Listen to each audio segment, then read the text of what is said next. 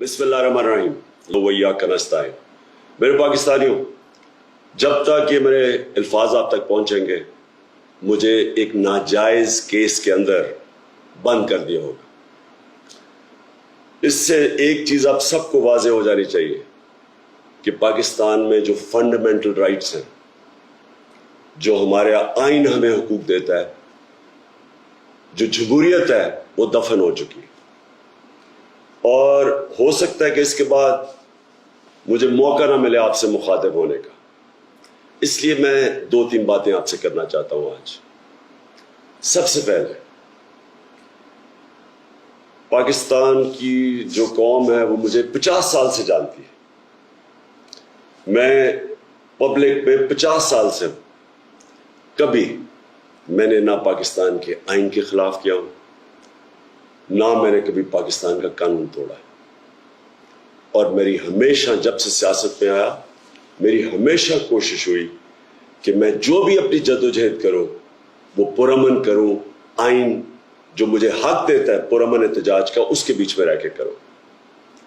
आज ये जो किया जा रहा है, ये इसलिए नहीं किया जा रहा कि मैंने कोई कानून तोड़ा है, ये सिर्फ इसलिए किया जा रहा है कि ये चाहते हैं कि मैं जो हकीकी आज़ादी की तहरीक है इससे पीछे हटूं।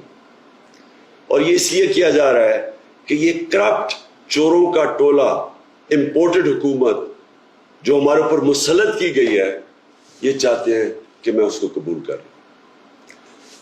मैं आज आप सबसे अपील कर रहा हूं कि आपको अपने हकूक के लिए, अपनी हकीकी आज़ादी के लिए सबको निकलना पड़ेगा। कभी भी किसी कौम को प्लेट में आज़ादी नहीं पकड़ाई जाती। आज़ादी के लिए जद्दोजहद करनी पड़ती है, जहाद करनी पड़ती है, मेहनत करनी पड़ती है, और वही कौम फिर उसको अल्लाह तोहफा देता है आज़ादी का। ये वक्त आ गया है कि आप सब अपने हुकूक के लिए निकलें। मेरी जो सारी मिशन है, जो मेरी जिंदगी की जद्दोजहद है, वो आज अल्लाह और उसके रसूल के बाद मेरी कौम, पाकिस्तानी कौम आपके हाथ में है। घर बैठने का वक्त चला गया। मैं आज आप सबको अपील कर रहा हूं कि आपको निकलना पड़ेगा, आपको जद्दोजहद करनी पड़ेगी।